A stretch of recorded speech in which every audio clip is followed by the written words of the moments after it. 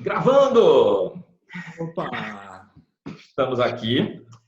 Então, para quem não conhece, né? Então, vamos fazer aqui os básicos, né? Para quem não me conhece, Marcelo Bueno, do Zéfiros Tarô. E eu, Léo Quioda, do Café Tarô. Tudo bom com vocês aí? Tudo bom, Marcelo? Beleza. Eu e o Léo, a gente está sempre batendo papo, sempre trocando ideia, e a gente pensou em fazer essa gravação. Em algum momento, a gente pode até fazer uma live mesmo e tudo mais, mas a gente achou que era... a gente pensou em tanta coisa ao mesmo tempo, e estamos aqui forrados de baralhos aqui em torno da gente. A gente resolveu gravar essa conversa, que pode ter 1000 temas. A gente não sabe, né? A gente começou de uma coisa, já pensou em 28.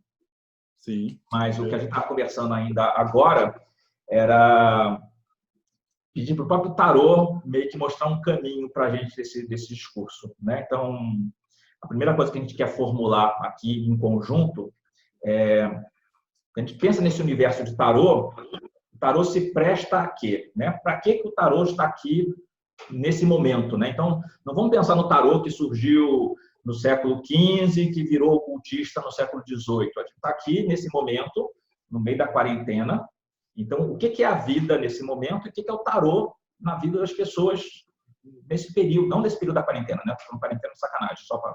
Mas nesse momento que a gente vive, nessa existência nossa, né? Então, fala um pouco, Léo, o que você... Eu acho que a gente já está aqui falando já 50 minutos, mas a gente começa a gravar agora, então essa conversa já é um pouquinho longa, extensa, mas a gente vai estender, claro, bem mais. Eu acho que é interessante a gente perguntar para o próprio tarô, né, Marcelo? A gente podia fazer, eu faço daqui, tiro um arcano maior, a gente vê quem vem responder, para que ele serve. Esse arcano que vai sair vai ser o porta-voz dos outros, né? Então é uma baita responsa que a gente tem aqui, mas é um exercício simbólico também, um exercício de interpretação. Sim, a gente está aqui conversando com as cartas, conversando entre a gente. Isso acaba sendo uma conversa estendida para todo mundo estar aqui acompanhando. Então, é importante que a gente ancore essa energia, algo acontece. Então, a gente sempre confia que as coisas vão vir por algum propósito, né? Então, para mim, para o Léo, para quem está escutando nesse momento, seja escutando agora, que está gravando hoje, dia 13 de maio, né? Dia de Preto Velho, estamos aqui. Hoje, quem estiver também ouvindo daqui um ano... Aí vem o Léo Quioda do Café Tarô, que é bem bebida de Preto Velho. Então, estamos aqui no café, fazendo uma homenagem. Exato. Homenagem a todos os pretos velhos, a todo mundo.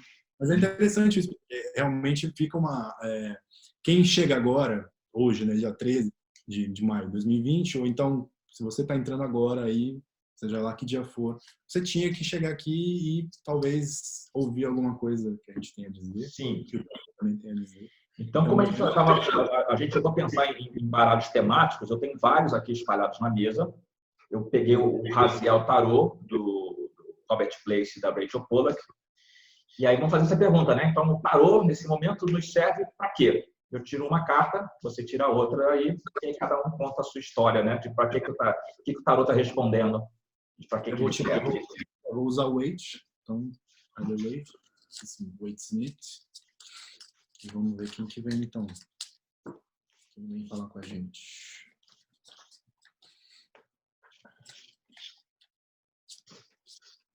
Bobagem. Cara, eu estou aqui com o Mago. Massa. Vou mostrar, então, quem veio. Ó. A Lua. Que, aliás, é uma combinação boa essa de pensar no tarô com a Lua. Pois é. Ainda mais uma pergunta dessa, né? Para que você serve? Se a gente direciona essa pergunta para um oráculo, né? E aí vem o Mago e vem a Lua. Então, são duas cartas que realmente, mesmo que faça sentido, o primeiro sentido que a gente faz é o próprio, ou seja, do arcano próprio, o arcano que saiu para você, né, Marcelo? Então, o Mago tem tudo a ver aí com o que você vai dizer e para você, mas também essa resposta é o seu ponto de vista, o ponto de vista do oráculo em si. Aqui, para mim, é a Lua, né? Então, cara, nós temos pano para manga aqui com esses dois. Eu acho muito legal, né? Porque quando a gente fala da história do tarô, e aí a gente meio que, quando esbarra com o Mago, a gente esbarra com o Mago por 2 caminhos. Então, tem um caminho marselhês, que é daquele pilantra que está ali atrás do balcão, está fazendo truques de mágica, né? Está mexendo com dados, com copos, também que vai possibilidade de tirar dinheiro de quem está acompanhando, né? Então, tipo, a bolinha está em qual copo? Está nisso aqui, nossa, acertou. Agora, nossa, acertou de novo, agora vamos fazer aposta de dinheiro. E o cara nunca mais vai conseguir acertar a bolinha onde é que ela está, porque o cara está lá na malandragem, né? Então, é o ilusionista, de fato, né? Então, todo esse aspecto. E aí, quando você tem o Rider-Waite, você tem a primeira vez que o mago é representado como alguém que está realmente como neófito, né? Então, está na posição de um ato mágico, né? Então, ele está ali empoderado da lemniscata em cima da cabeça, que não é mais o chapéu que faz a volta, não. É uma lemniscata ali, então, fato, né? Ele está numa atitude cerimonialista, ele está com o braço para cima e outro para baixo, executando um ritual. E as pessoas acham que esse mago já é o rei da cocada. E não é. A gente não pode esquecer que o mago ele é um, como ele é um, ele é o começo. Então, ele é o aprendiz. Mesmo quando aqui eu olho no Raziel Tarot, eu tenho aqui a figura do sumo sacerdote, então o papel aqui do Aron, né, diante da... Tem que olhar, mas eu acho que eu tenho quase certeza que é isso mesmo. Então, é o Aron aqui, como sumo sacerdote. E... Tem que confirmar quem é, né? Mas, enfim, tem possibilidade de ser o Aron. E aí, a grande questão aqui nesse momento é que a grande questão do mago é ele ter diante de si uma mesa com as ferramentas que são colocadas à disposição naquele momento. Então, o mago é aquele que ele tem que observar quais são os seus dons, quais são os seus talentos, que ainda estão num estado potencial e que ele vai desenvolver isso ao longo da sua jornada até alcançar o mundo. Então, eu gosto muito de contar essa historinha, né? Então, o louco é meio pipa voada, não tem direção, não tem propósito, não tem ambição, ele está simplesmente vivendo um dia de cada vez e olhe lá. Quando ele... Você ia falar?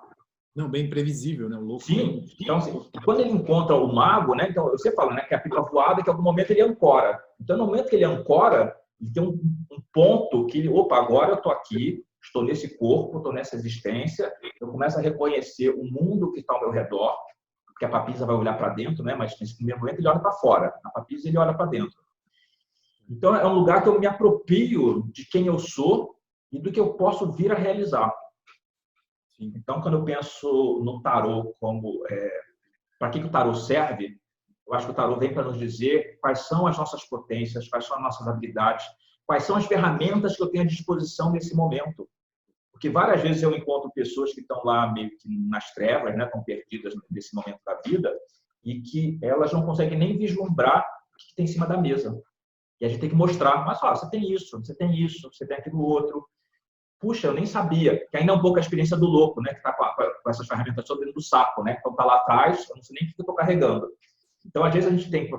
Vamos abrir esse saco aqui, a gente abre o saco em cima da mesa, e assim, olha só, você tem isso aqui, você sabe como mexer nisso aqui? Sabe para que serve?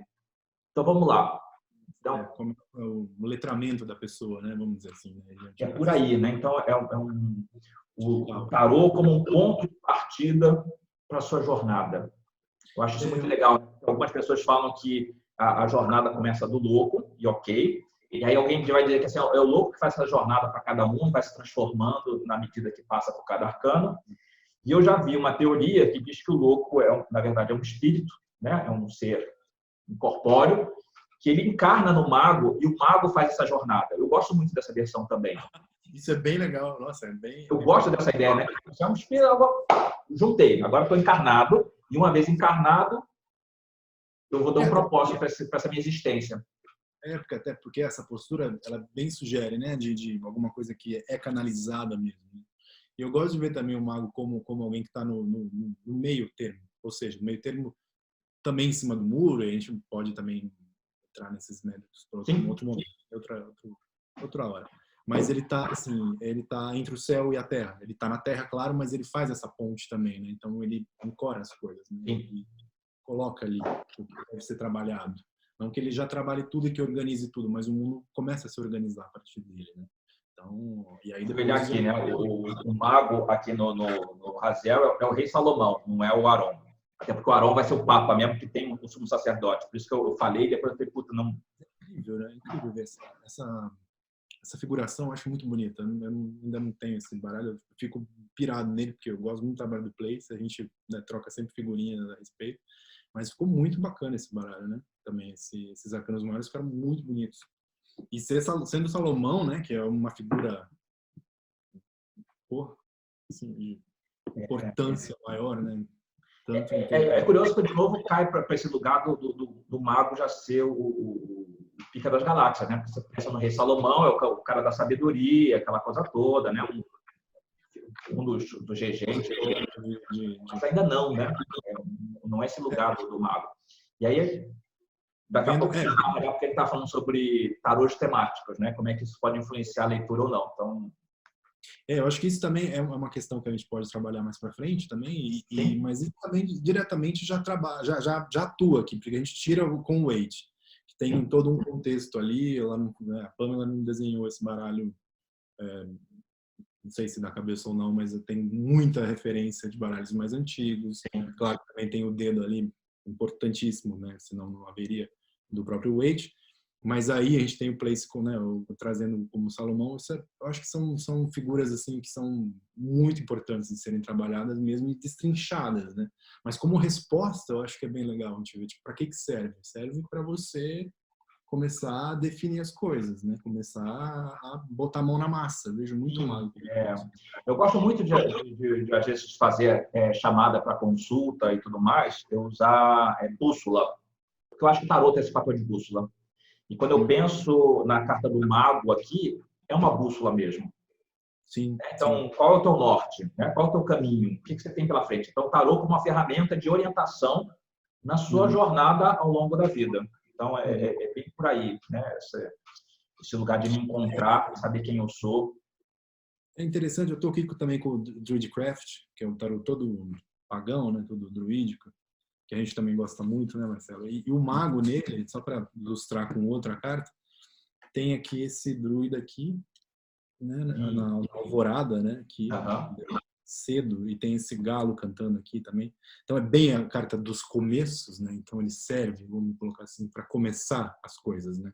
Então é um caminho mesmo, não só a carta em si por ser a carta número 1, que é o primeiro passo que se dá, ou o segundo, né, se a gente tá com o louco, mas é bem isso, tipo, olha, tem muito chão pela frente e você precisa mergulhar mesmo. Você precisa ter uma disciplina, que eu acho que isso é importante também, mesmo que você seja um ilusionista.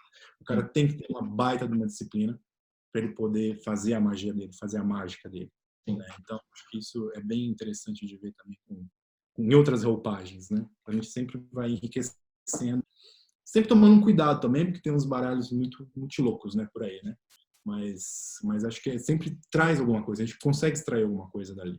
Né? Por mais bizarro que pareça, aquela construção tem alguma coisa que pode ressoar. É parte do que a gente estava conversando antes, né? Não só antes de começar a gravação, mas ontem também, que a gente ficou não sei quanto tempo trocando mensagem, a importância de se ter o conhecimento do tarô tradicional. Porque ainda que você vá usar tarô da fada, do unicórnio, o celta, o nórdico, ou hindu, seja lá o que for, às vezes esses autores vão dar uma ramificação, né, que é para atender o tema, mas a gente não pode esquecer do que é lá na base. Né? Então, mesmo quando a gente vê um tarô com uma imagem surtada, a gente pode olhar essa imagem surtada, mas lembra de como é que isso... Tem alguma referência clássica, né, de uma estrutura clássica, que essa do tarô do Marcelo é uma delas, né? Existem outras também. Existem baralhos que são incríveis, né? Porque de tão antigos e tão difíceis de se encontrar, como o tarô de Paris, por exemplo, a gente vê ali o mago como o mágico mesmo de rua, né? Aquele que exatamente isso. Então, que é também um dos meios que a gente também discute bastante, né, sobre isso. Um dos meios escusos que o tarô tem sido, vamos dizer assim, alvo, né? Tem sido alvo de pessoas com poucos escrúpulos, vamos dizer assim, para ganhar dinheiro. Não, tem isso também. Sim, porque na medida que, e assim, nada contra, né? Hoje a minha renda vem do tarô, né? Dos cursos e atendimentos. Mas tem gente que está nesse lugar que não está necessariamente preparada para isso. Está vendo só assim, é um jeito de aprender, né? Eu leio 2 livros, eu assisto um vídeo no YouTube, eu faço um curso com alguém meia boca e eu já estou pronto. E, de modo geral, não está. Então, para começar a atender, eu levei muito tempo, porque você tem que ralar mesmo, tem que estudar, tem que avaliar aquela coisa toda. Eu sempre digo que tem fases do desenvolvimento do tarô, né? Então, um é você conhecer o código da carta. E aí, outro é você entender mais aquela carta, dentro de cada contexto, como é que se adapta. Então, é complicado, né? Assim, o louco é tal coisa, mas se você coloca o louco na mandala astrológica, ele vai assumir cores diferentes, porque cada casa tem uma finalidade, né? Então, o que é o louco na casa 4, o que é o louco na casa 7, o que é o louco na 8. E aí entender o que é isso. E a Geralmente, outra coisa... Não, só um adendo. Geralmente eu chamo isso de flexão simbólica. Eu chamo isso, tipo, como é que você flexiona aquele arcano para os determinados contextos. Isso é importantíssimo, né? Tem gente que não consegue fazer isso.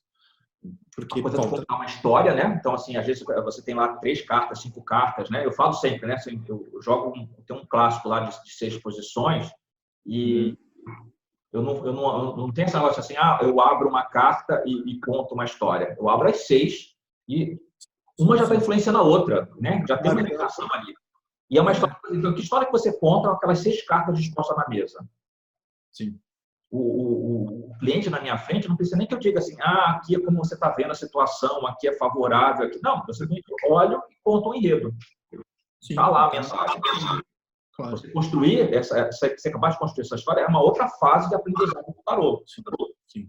Eu aqui no Rio, eu já fiz as oficinas de tarô uma época que era só isso, a gente já estudou com outras pessoas, eventualmente até pessoas que já tinham estudado comigo, mas assim, eu preciso de jogo, preciso ter uma cobaia na minha frente para aprender a contar uma história. Como é que eu narro isso que a pessoa está me perguntando? Sim, isso é importante. E aí o outro grau é quando você está com alguém na sua frente. Porque aí é a Vera, né? Porque é isso. Então você, por mais que você pense em situações diversificadas, dando aula, por exemplo, às vezes chegam umas situações do cliente que você não... Cara, como é que essa história é possível? Sim. E que é a vida de cada um, né? Então, são coisas que... Cara, que louco, né? Então, enfim. E aí, como é que você encaixa isso? E como é que você conversa com essa pessoa? Sim. Como é que você conduz essa consulta? Como é que você faz com aquela pessoa sair melhor da sua consulta do que quando ela chegou? E isso sem ser omisso. Porque tem gente que fala assim, mas me parecia ruim, mas aí eu dei um jeitinho para a pessoa não sair chateada. Não. Se o jogo está dizendo que não vai rolar, ela precisa saber disso. Claro. Mas como é que você dá uma notícia ruim, mas construindo um corpo para que essa pessoa assim, ok, mas eu estou pronto para lidar com essa coisa ruim. Eu estou aqui, estou acreditando. De novo, né? O mago ali mostrando, né? Quais são as ferramentas que você tem para lidar com o desafio que surge na tua frente. Acho que isso também tem a ver com o improviso também, não no bom sentido, né? O improviso no bom sentido, de como você se adapta à situação, como que a pessoa vai diante do consulente, diante das cartas para si mesmo, leitura para si ou leitura para outra pessoa, como que você se adapta àquilo, como é que você vai fazer as conexões entre uma carta e outra. Ou então, quando é uma carta só e a gente vai destrinchar aquela carta, enfim. É interessante quando tem mais de uma, porque aí elas vão conversar e vão construir essa narrativa toda. Mas quando é uma só... né? Porque você tem lá, da maneira que eu gosto de fazer, né? Então, como é que eu vejo, o que eu tenho contra, o que eu tenho a favor. Só nesses 3 pontos eu já consigo ter o caminho é mais ou menos esse aqui. Então, isso é legal. Eu estava falando, inclusive, hoje de manhã com um amigo meu, que ele estava assim, porque alguém fez uma consulta e perguntou para mim, mas ele tirou tipo 3 cartas, 4 cartas em linha. E assim, eu achei estranho porque eu perguntei, né, mas cada carta está em qual casa? E a pessoa disse, não tem casa, só tive vontade de tirar 3 cartas e contar uma história. E isso é possível. Né? Eu vejo vários grupos de tarô de língua espanhola que eles só fazem tiragem linear. Então, eu trabalho com 3 ou 5 cartas, ou mesmo o tabuleiro, né? Eles fazem o tabuleiro sem atribuir casas para o tabuleiro. Abre o tabuleiro e vai lendo conforme a sequência que se apresenta ali. Vai haver um sentido. Aí a pessoa que vai, né, vai atribuir, de fato, o sentido de verdade, né? O sentido que eu digo, lógico, vai se construir ali uma história, mas o sentido dela é a pessoa que vai construir, a pessoa que vai incitar, né, a partir dali. São habilidades que desenvolve, né? Então, às vezes você precisa aprender como é que é trabalhar dessa maneira, né? Então, eu ensino tabuleiro, as pessoas falam assim, mas estou há anos já jogando com mandala astrológica, tu precisa me adaptar. Ok, é isso, é adaptação. Está de uma maneira e agora tem outra. Sim. E você acha que o mago tem métodos mesmo assim? Só para puxar isso. Eu acho que o mago ele ainda vai aprender a manha. Uhum. É interessante. Tem ainda um caminho traçado, né? É a pessoa que é você comprar alguma coisa e você tem que ler o manual para saber como é que funciona. Sim. Obviamente, eu, por exemplo, eu nunca li o manual de nada, mas a gente vai, opa, peraí, esse botão aqui deve ser isso, aí a gente pode estragar. Porque essa pergunta pode parecer assim, inocente demais, mas a gente vê o cara fazendo certos gestos, né? Que nem no caso Salomão, ele tem, claro, um contexto específico. Esse mago é um mago muito específico, né? Não é qualquer mago, como é esse mago anônimo, vamos dizer assim, do Marsella, né? Então é um outro tipo de personagem. Mas o mago tem método, isso é interessante, porque ele está repetindo padrões, repetindo movimentos específicos, né? Também a gente pode também puxar isso para a conversa em si, tipo, as pessoas estão repetindo significados que elas leem, né? Ou então, de fato, elas estão revitalizando os símbolos, ressignificando as cartas. Então, acho que isso também é uma pergunta que a gente tem que pensar, responder, não sei se agora, mas a gente tem que pensar também, né? O símbolo, ele é apreendido ou ele é construído? Então, essa é uma questão também que vem, assim, né, meio filosófica, assim, pá, e dá uma voadora pra gente. Eu tô fazendo uma formação em psicologia, né? E a gente está trabalhando sobre época de quarentena, né? A gente tem dever de casa. Então, estamos fazendo trabalho em conjunto, também usando o Zoom, essa coisa toda, para poder construir lá uma dinâmica. Falando sobre emoções, né? Então, existe questionamento sobre emoção também ser algo que é construído. Né? Então, na vida Então, quando a gente pensa no mago marselhês, ele não montou essa mesinha do nada e está fazendo esse jogo de entretenimento. Até para ele ser um ilusionista, ele ganhou essa habilidade ao longo aprendeu com o tio, com o avô, com o vizinho, com outro malandro, né? Então, como é que eu faço para a moeda andar pelos dedos, né? Como é que eu faço para a bolinha? É um truque, né? E é um truque no primeiro momento, que é um truque mecânico. Isso é legal. Exato. Uma repetição de uma... Tanto repetir, eu ganho determinadas habilidades. Quando você pega no mago do Eight, alguém provavelmente falou, né? Então, sei lá, você assiste vídeo no YouTube, que é coisa assim, faça a grande invocação, ou fazer o banimento. Aí a pessoa aprendeu lá, que eu faço uma cruz, eu faço uma estrela, eu viro para o norte, eu viro para o leste, não sei o quê. A pessoa, no primeiro momento, faz isso porque está escrito. Alguém falou que é para fazer. Mas como é que eu me sinto quando eu estou fazendo esse processo mecânico? Eu me sinto empoderado quando eu estou fazendo um banimento, eu sinto energias que estão ali, e o que eu sinto é real, ou também a minha cabeça que está achando que eu sou bruxinho, eu baixo o Harry Potter ali, eu preciso, né?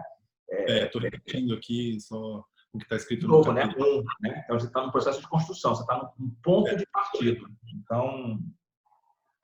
e para que serve, né? Voltando à questão, e vem o mago, é bem isso, né? Tipo, é para você começar.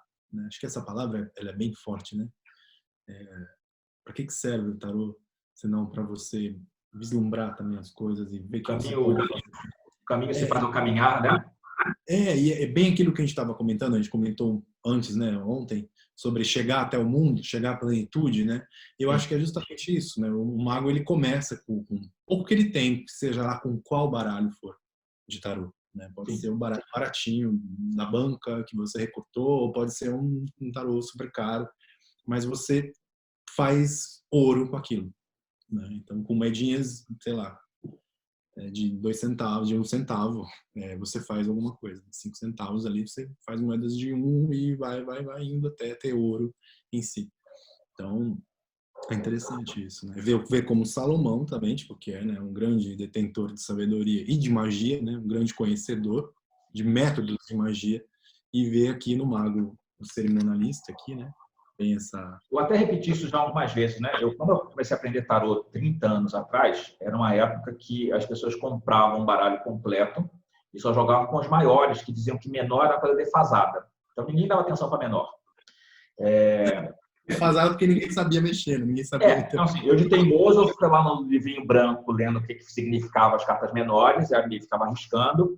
E aí o grande boom dos menores foi com o livro da Rachel Pollack, 78 Graus de Sabedoria. Porque aí as pessoas começaram a olhar de novo, né? Então, tem o volume dos arcanos maiores, tem o volume dos arcanos menores. E as pessoas começaram a dar atenção para isso, começaram a experimentar e ver como é que funcionava. Hoje em dia, tem muita gente que fala assim, se você não joga com 78 cartas, você não é nada. Não, tem gente que joga pra cacete com um arcano maior. Sim. 2 anos atrás, eu tive com a Vera Martins, que foi minha professora, né, lá no começão. Ela dava uma consulta aqui, ela com o massinho dela de baralho só com os maiores. E ela botou na mesa, ela montou, e ela faz o diabo só com os arcanos maiores. É um sistema completo, vamos dizer, né? Falta os arcanos ali complementares, tudo bem, mas eles funcionam sozinhos, né? Eles funcionam entre si. Então isso é importante de ressaltar. Claro que a gente tem, né? Os baralhos são vendidos com os menores, a gente pode usar os menores, deve usar os menores, sim. Mas quem quer começar e quem quer ficar só com os maiores, quem somos nós para, não vou falar a palavra, mas para ditar regras, né? Sim, mas só esse papel que você falou, né? A gente começa de algum lugar. Então, ok, então você pode começar dos arcanos maiores e aos poucos vai pegando os menores, vai ampliando, né? Então, eu estou com uma aluna na minha turma online, né, de terça-feira, que ela é taróloga há não sei quantos anos, trabalhando com maior. Então, ela está fazendo curso de maior comigo agora, vai começar da carta numerada, porque assim, vai ser a primeira vez que eu vou ver isso. E legal, porque eu acho que a gente faz falta. Então, o que faz? O jogo fica mais rico quando você trabalha com menores e corte, né? Isso é legal, porque onde é que está escrito que é importante? Tudo bem, pode estar escrito em alguns livros, né? A gente tem livros no Brasil também que dizem isso, que são ferrenhos a respeito disso. Lá fora também alguns, mas quem garante? Quem sustenta isso e por quê? Por quê? Não existe um segredo específico que é revelado a alguns sobre o tarô funcionar com os arcanos maiores apenas ou com todos apenas. Sim. Enfim, não tem uma regra definida, específica a ser seguida. Não existem mestres. Acho que isso também é importante falar, que é uma parte do mago que eu penso muito, Marcelo, assim, que as pessoas, que o próprio mago tem esse potencial, assim, também, né, de se achar o senhor absoluto da razão. Ele pode chegar a, né? Então as pessoas também querem ter uma petulância de achar que ensinam o tarô e falam de tal maneira, sabe, como se aquilo fosse uma verdade absoluta, inquebrável, que ninguém vai discutir. Eu dou o exemplo do mago negativo, partindo da experiência própria, né? Porque eu fiz parte do primeiro programa trainee da Brahma. E aí, quando a gente entrou lá no programa trainee, todo mundo recém-saído da faculdade, especialmente aqui na filial Rio, o diretor-geral lá dizia que assim, estão chegando, na época o Banco Garantia comprou a Brahma, tá mandando muita gente embora. Aí o cara, numa sutileza incrível, falou que assim, estão chegando jovens brilhantes para substituir os velhos opacos. Obviamente, nós éramos amados por essas pessoas, né? Porque, agora vem uns caras que estão tomando meu emprego, esse fedelho que é mal saiu da faculdade, péssimo. Algumas pessoas compraram a ideia de serem jovens brilhantes. E isso teve uma época que virou o boom do programa de trainees aqui no Rio de Janeiro, né? Não sei em outras cidades, mas aqui no Rio, várias outras empresas começaram com programas de trainees. E as pessoas começaram no programa de trainees nesse viés de jovens brilhantes. Só que assim, você acabou de sair da faculdade, você não tem gestão nenhuma, e você já se acha brilhante, e aí você sai já ganhando um salário que às vezes é superior, as pessoas já estavam lá não sei quanto tempo. Então, assim, se alguém quiser te chamar de brilhante, beleza. Agora, você assume, você partir do pressuposto que você é brilhante. Eu acho meio complicado. Né? Então, a gente tem que saber qual é o seu lugar, né? Qual é o meu lugar nesse momento, né? Quem sou eu na fila do pão? Pois é. Eu, para fazer o curso mesmo do pressionário, o curso básico, demorei muitos anos, foram 15 anos para pensar e aceitar fazer e ali dedicar a criar um curso básico. Sim. Nossa, tudo bem, sou eu, quem quer ensinar antes, ensina. Eu só estou comentando que eu só me senti digno de ensinar, vamos dizer assim, depois de um certo tempo de prática constante, de carreira, vamos dizer, né? Então, tudo bem. Mas não tem método, não tem quem vai dizer alguma coisa. Eu não vou chegar, tipo, agora eu tenho 15 anos de experiência também, eu sou maravilhoso, muito mais maravilhoso. Mas quem chega também com um mês, ou com um ano, ou 2, 3 de blog... A chave, né? Já estou pronto para ensinar. Eu tenho, e é muito melhor do que quem está aí há muito mais tempo. Não dá para ser desse jeito. Não, acho que não... E acho que a grande busca do mago é ser autêntico, né? Eu penso muito nisso, vejo muito isso em atendimento também. Quando vem o mago, a pessoa ela é muito dispersiva, dependendo do contexto, sempre dependendo do contexto, claro. Mas vejo muito isso também. A pessoa ela quer brilhar, ela quer ter um destaque, ela quer fazer ouro com a própria mão. Né? E é importante a pessoa querer fazer isso, mas ela precisa aprender. Ela não é só repetir movimentos, né, de tanto cima e por aí vai.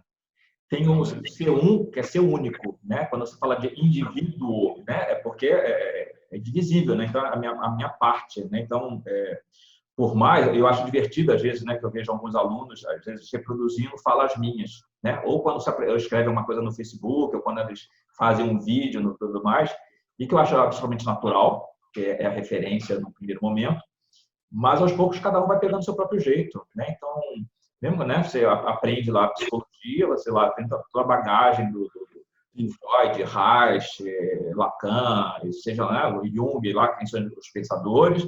Você passa por um período de supervisão, onde vai ter um profissional qualificado que vai te orientar, né? Tipo assim, mas aquela pessoa você atendeu de tal maneira, né? Qual maneira, qual procedimento, né? E o que aquela pessoa trouxe, o que você respondeu para ela, você conduziu da maneira adequada, você poderia ter feito de outra maneira, beleza? Mas em um determinado ponto, você está sozinho ali no consultório com o seu cliente e você tem seu estilo. Sim. Você é mais amoroso, é mais seco, você tem insights, você faz graça de alguma coisa, você fica o tempo todo... É a sua identidade.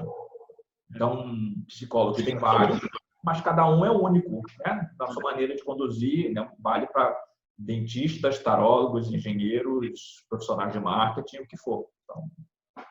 Não, e tem que descobrir. Né? Isso eu lembrei, você falando isso, eu lembrei muito no começo, quando eu estava, há muitos anos, eu escrevia sobre o que eu via nas cartas. Assim, o que isso está acontecendo? O que está acontecendo aqui? Né? Era um exercício que eu fazia. E eu via muito mago, comecei a estudar com Marcélia, eu via muito mago assim, como uma pessoa que recebeu toda aquela instrumentária ali, e, tipo, sabe, tava assim, o que eu faço com isso, assim, sabe? Era bem isso, a cara dele olhando pro lado, tá, mas e agora? Sabe, onde é que eu coloco isso? O que eu faço com isso aqui tudo? Como eu movimento tudo isso? Então, acho que... Você já viu isso no Facebook? Algumas páginas de pessoas, às vezes, colocam assim, eu achei tal coisa no antiquário, ou no porão da casa da minha avó, e aí ele tira a foto e coloca assim, vocês sabem para que isso serve? É legal. Essa ali, tipo assim, mas isso aqui é o quê? Né? Então, já tentei, já virei para o lado, e isso aqui abre uma carta, isso aqui abre uma lata, isso aqui é para prender a porta. Aí sempre aparece alguém assim, isso aqui é o tal, que se utilizava assim, assado. Assim, puta, que legal. Uhum. Que é isso. E ao mesmo tempo que você vê outras cartas em que o mago, por exemplo, tem uma feição totalmente plácida e segura, né? Ou às vezes bem segura de si, bem convencida de si, né? Como aqui ele tá, não tem nada de questionando, não tem nada olhando para os lados, não tem um olhar de soslaio nem nada, que tem 1001 interpretações, né? Essa é uma delas, né? Isso que eu tô dizendo, de olhar assim, né? Mas às vezes é muito seguro de si. Então isso também isso já reflete, né, a própria postura do mago de achar que sabe tudo e mais um pouco, né, a respeito das coisas do céu e da terra e das profundezas da terra também. Mas eu acho curioso às vezes em diferentes situações do tipo a gente tem aluno que fala assim, mas toda vez que eu vou abrir para alguém eu tenho um frio na barriga. Eu falo, nossa, que bom, tenha sempre frio na barriga. Poxa, que bom. Pois é, eu acho isso saudável. Em qualquer momento você pode falar, vou abrir um jogo e o pessoal diz assim, não, nada que você falou aí faz sentido. Pode acontecer? Em algum momento pode. Claro que sim. Sim, você precisa reciclar, precisa, né? E aí, esse frio na barriga traz para você um senso de responsabilidade. Né? Eu estou com um ser vivo na minha frente, ele me procurou porque ele está com uma dor, se essa dor é grave ou banalize, né? Tipo, lá vem aquela coisa. Não, só está no sofrimento ali. Sim. E eu tenho a responsabilidade de trazer uma resposta, trazer um alívio, trazer um caminho. Então, Esse acho que é um dos significados que a gente não vê escrito nos manuais, nos livros por aí. Né? A gente vê sempre a versão romantizada, a versão idealizada do mago, que ele é realmente, né, o senhor dos ideais, aquela coisa toda. Mas é esse tipo de que tem nas mãos uma responsabilidade, uma baita responsabilidade de fazer aquilo, de levar aqueles 4 elementos ali, aqueles tantos elementos até o mundo. E tem que fazer bem. sim. Né? Então, assim, quando se trata, contextualizando uma leitura oracular, a gente tem que fazer bem feito, no sentido de, é o que você disse, tem uma outra pessoa ali na frente.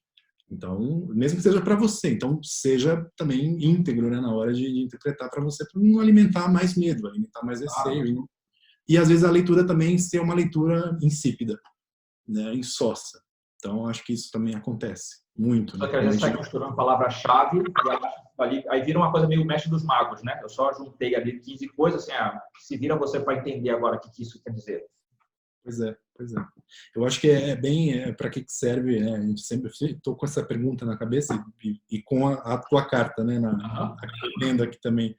E né, estou vendo os 2 magos aqui comigo, o Marcelo e o Wade, e é uma coisa que a gente tem que mesmo perscrutar, né? Adentrar a carta para ver a resposta, né? Porque a gente já respondeu aqui várias maneiras, mas a gente tem sempre que olhar, né? Tanto esse Salomão quanto esse mago aqui, né? Então, são mil e uma possibilidades, 1001 utilidades. Serve para 1000 coisas, se a gente fosse resumir, né? Uma resposta, né? Sim. E outra, vem um Salomão também respondendo, tipo, quem é Salomão, né? Na fila do pão.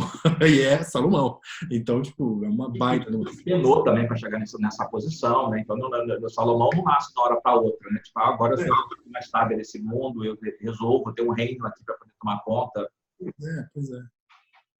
Eu acho que é bem prudente, até se a gente for estender isso, no caso desse baralho, do Raziel, para a própria escolha do place para colocar, né, dentre as figuras bíblicas todas importantíssimas, colocar o Salomão ali tem um sentido, né? Assim como tem vários, aliás, sentidos, assim como tem também para essa resposta, para ele vir responder, né? Não é algo banal.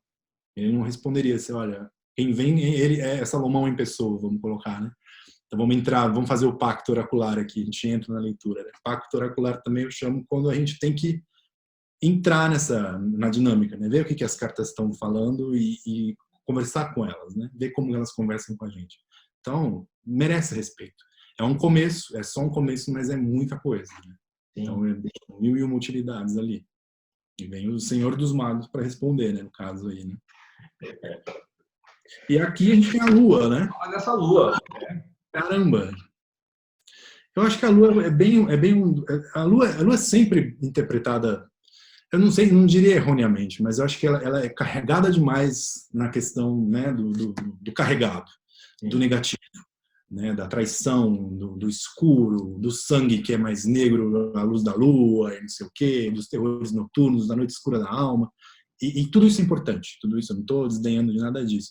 Acho muito importante, mas quando a gente pergunta para que você serve, oráculo, para que você serve, tarô, e vem a lua, então assim, cara, é para você enxergar as coisas no meio da noite, sabe? Tipo, é para você discernir, eu acho que essa é uma palavra também importante, é você discernir entre o que pode ser e o que é de fato, entre o que você acha que é e o que poderia ser, enfim, várias possibilidades aí, porque o tarô são possibilidades, o tarô é um instrumento, eu vejo assim, acho que você também vê dessa maneira, um instrumento, né, uma ferramenta para se atingir uma plenitude, mas ele é permeado de possibilidades, não tem verdades absolutas ali, apesar dos símbolos estarem muito bem solidificados há séculos. Isso é importante, assim, sempre, né, ressaltar. Apesar das roupagens cada vez mais novas, cada vez mais diferentes, algumas muito loucas, mas tudo bem. Então tá tudo ali. Então acho que são dificuldades mesmo, ela mostra as agruras, mas é necessário. É necessário mergulhar nessas águas aqui. A gente tem esse lagostim saindo aqui. E a gente tem que passar por esse pântano. É um pântano? Será que a gente vê como um pântano? A gente tem um caminho, né, aqui no Wade. A gente tem um caminho que leva até lá atrás das montanhas, né? Passando por essas 2 torres. Eu lembro muito das 2 torres, não do Senhor dos Anéis, mas as torres do Como é que é o nome do filme lá? Ai, meu Deus. História Sem Fim. Você lembra tem as esfinges, né? Que só passa... Como é que era mesmo? Eu não lembro muito bem.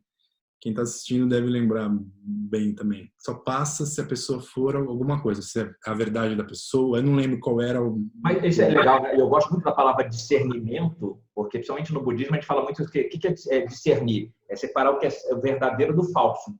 Bom, se eu consigo isso, eu já tenho um ganho. Você já passa.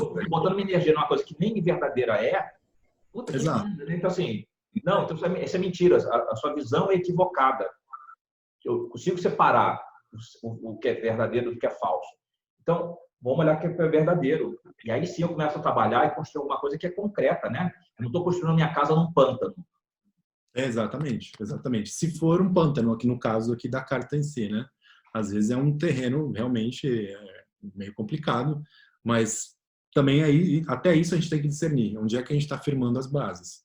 Né, em termos de tarô também, em termos de letramento simbólico, né, de o que a gente anda lendo, o que a gente anda assistindo. No Rio tem os prédios que estão construídos na Barra que os prédios afundam, né? Porque o solo não é adequado, né? Então, o próprio Senac, que eu falei, areia de está afundando, né? A gente faz um monte de coisa para poder calçar de novo, né? Então, a Vila Olímpica lá, um monte de coisa rachando, porque foi construído numa base que vai ser a história do Merlin, né? O castelo que o cara construía e destruía, construía e destruía, e depois ele disse, não, destrói porque tem 2 dragões brigando no subsolo, né? Você precisa libertar. É por isso, não era nada. Não são os lençóis freados, são os dragões lá embaixo mesmo. Não se preocupe. Mas eu acho que é bem essa ideia também tanto que o mago tem esse caráter iniciático, a lua também tem. Então, né? Porque a gente tem aqui esse caminho que tem que ser seguido sem medo, vamos dizer assim, né? E acho que é legal porque a pessoa que vem procurar o tarô, ela vem procurar porque ela está chateada, ela está triste, ela está com medo, ela está desesperançada. Palavras da lua. Sim, sim, sim. Então, para que o tarô serve? Para mostrar para você essa lua e entrar em contato com ela. Que é também entrar em contato com o inconsciente, né? Entrar em contato com aquilo que você não está vendo. Outra coisa que eu acho bem interessante também, como a lua é um corpo, né, cósmico ali, né, uma figura cosmológica e tal, mas a gente vê também que demonstra, é muito claro aqui, que ele é passageiro também. Ele volta para a questão do tempo. Depois tem o sol, depois tem o dia. Então pode ser o momento que for da madrugada, da noite, da madrugada, mas vai haver a alvorada, né? Tipo, então isso também tende a passar. Isso também vai passar, né? Que é o grande mantra aí né? Dos espíritas, né? Que é um dos, né? Mas acho isso interessante também. Isso também vai passar. Acho isso legal. E no budismo também, que nada é permanente, acho que isso também é interessante também com a lua. É bem mais profundo, claro, mas eu só achei importante falar. Mas essa ideia de passar por essas torres também, que são a própria, pode ser também o próprio perfeccionismo ou a preguiça, enfim, vários outros pares aí de opostos ou complementares que nos barram, né, no processo de autoconhecimento ou no processo mesmo de formação de um oraculista, falando mesmo nesse contexto. Então, acho que tem a ver muito com isso, né? E os caninos aqui, né, os cães brigando, né, o lobo e o cachorro, né, para então, eu acho isso também muito, muito interessante também de ver, né? A lua também é uma carta de fascínio, né? E eu acho que o tarô é um instrumento de... Tem um encantamento, né? Então, eu vou pegar aqui o Raziel Tarô, a carta da lua do Raziel, só que bonito. É lindo é lindo esse baralho. Essa versão é linda. Eu gosto muito também quando a gente tem algumas versões da lua, que são as versões, vamos dizer assim, não é clássicas, mas quando elas são mitológicas, vamos colocar assim, mitologizadas, né? Não é esse aqui que eu queria mostrar. Enfim, depois eu acho. Mas quando a gente tem as figuras divinas mesmo, de deuses. Tem o divino ali, né? A deusa, né? A deusa Lua. Então, Artemis. Então, a gente tem ali as figuras que também indicam uma ideia, passam a ideia de inconstância, porque está sempre associado com câncer, aquela coisa toda, quando a gente tem um caranguejo e tudo. Mas também essa ideia de, cara, existe algo de feminino ali, existe muito de feminino e muito de mágico em tudo isso, né? Então é um instrumento mesmo de magia. Eu acho que tarô também é para fazer magia. Se a gente for pensar nisso, a gente entra num meandro aí, meandro mesmo, que é um termo também da lua, né? De profundos, nessas profundezas, mas acho que é importante também de levar em conta isso, né? São as encruzilhadas, né, de Hecate, né? Se a gente for lembrar do tarô mitológico, né, que tem Hecate lá, 6 faces da deusa, a gente vai embora, né? Mas é também para isso, né? É para você vencer o medo de coisas, e é interessante lembrar que muita gente se aproxima com muito, mas muito pavor do tarô, outras com algum pavor disfarçado, assim, mas na verdade é um fascínio e um desejo maluco de querer conhecer tudo aquilo, né? O pessoal, quando chega para você, ele pede, né? Que você não me diga coisa ruim, né? Se tiver alguma coisa de morte, não me fala, né? Assim, a pessoa já vem com fantasia, já vem com seus assombros pessoais, né? É uma postura clássica que ela se mantém, e a gente entende por quê, né? Ainda mais num mundo como o de hoje, que pouca coisa assusta, mas ainda assusta, né? Então é curioso isso. E eu lembro também de quando eu comecei, quando eu vi a minha avó jogando, quando eu tinha 5 anos, não era ela que lia, mas liam para ela em casa, né? Minha avó materna. Ela morava com a gente e a mulher ia lá e ninguém deixava eu ouvir. Eu era bem pequeno, mas eu ficava fascinado com aquilo. Foi ali o primeiro contato que eu tive, né, com as cartas. E então tem essa coisa que depois voltou totalmente quando eu já conhecia outros assuntos esotéricos e tal, mas eu vi na banca uma revistinha lá com o tarô de Marcélia para recortar. Falei, não, agora eu posso. Da Lua, às vezes, até em questão do afetivo, né? Porque é aquela coisa que primeiro que é romantizado, então existe uma coisa romantizada em cima das cartas e do tarólogo e todas essas coisas. Tem algo que seduz, então as pessoas que pagam para fazer uma consulta, não deixa de ter uma coisa de uma sedução, né? Tipo, eu vou no Leonardo, eu vou no Marcelo, eu vou lá em quem seja quem for. E aí tem uma coisa que é curiosa, né? Porque, por exemplo, das últimas vezes que eu fui em feira esotérica, isso é bem Lua. Porque, por exemplo, teve uma vez que fui fazer um curso de apometria aí em São Paulo, e aí era um sábado e um domingo, e o domingo começava depois do horário, né, depois do almoço, e aí de manhã cedo eu fiz o check-out no hotel, e aí falei, vou lá naquele clube que tem na Paulista, sempre tem feira lá, né? Uhum. E aí quando eu fui na parte lá dos oraculistas, era um show de horror. Assim, a pessoa mais normal era o jogador de búzios vestido de africano, né? Com aquela toga e não sei o quê. Porque o resto tinha gente com vestido de gnomo, de avatar, de faraó. A coisa assim, mulher vestida de cigano, ou homem vestido de cigano, é a coisa mais banal. Tipo assim, ninguém mais faz isso, né? Tipo, e as pessoas vão por quê? Porque tem esse fascínio, né? A gente volta aqui para o mago, né? Porque a coisa qual o encantamento que eu crio para atrair atenção? Bem e aí, eu quando estive numa Mystic Fair aqui no Rio, eu fui para encontrar com o Oswaldo Feres, né, lá do Ogan, e aí eu estava batendo papo com ele, ele deu uma palestra e ele foi lá para a mesa onde ele ia atender, e eu falei assim, puta, cara, eu tô aqui tomando teu tempo, né, não vou te liberar para você poder receber as pessoas. E ele disse, não, Marcelo, calma, tô de camisa polo e calça jeans, mas olha em volta, né? Ninguém quer falar comigo. Por que isso, né? Porque assim, quem é o mais estranho? Quem é o que mais fala? Porque essa pessoa deve ser especial, essa pessoa deve ter um contato com os deuses, né? Foi tocada pelos deuses, né? Então, tinha um cara na mesa do lado que parecia um chapéu do chapéu pensador do Harry Potter, né? E tinha uns anéis com caveira, não sei o que tudo mais. Tinha lá alguém jogando búzios, uma guia, né, lá da guia trançada fazendo um círculo.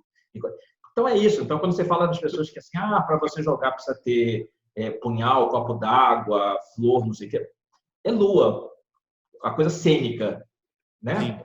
Sim. Porque é bem que está ali presente, né? Eu acho que é um dos arcanos que bem, você falou a palavra mesmo, é cena, tipo, né? É um cenário mesmo, não deixa de ser um cenário, todos são, claro, um momento ali, fotográfico, né, iconográfico e tal, mas aqui, arquetipicamente, é bem assim, é um cenário, cara, é um cenário um dos mais, assim, importantes, imponentes, né, dos arcanos maiores. Eu acho que isso é interessante, sempre que você vê, até num tarô de Marcélia, né, bem básico, bem rudimentar, é incrível de ver aquelas torres ali do lado, aquelas figuras, né, disformes ali, uma saindo da água, aquela coisa toda. E tem essa coisa ambígua, né? Porque para uns fascina, para outros apavora, Sim, E às vezes sim. apavora sem motivo, às vezes fascina sem motivo, né? Você pode estar falando por motivos errados, né? Então, a gente precisa tomar sempre cuidado com esse lugar. E eu acho que junto com o mago são duas cartas de suntuosidade, né? Que você, tipo, lógico, existem aí todos os níveis de bom gosto, do bom gosto até o mal, né? Para todos os tipos de roupagem, sei lá, de ferramentas para se associar junto a isso, para criar esse fenômeno, né? Mas são duas cartas justamente disso. Eu vejo muito disso, de suntuosidade. Então, uma é cósmica, né? Aquela figura mesmo que assusta, mas também é uma grande mãe, né? Para alguns é a madrasta, mas eu vejo também como a grande mãe, não por conta de religião, mas porque é mesmo, né? Um corpo ali celeste incrível de você se ver, né? Você parar e ficar observando no silêncio, mais ainda. E é incrível. Então, assim, quando a gente faz uma pergunta dessa e vem uma carta dessa, cara, não é pouca coisa, né? Junto com o mago, então acho que são duas cartas aí de fascínio. Eu fico pensando, inclusive,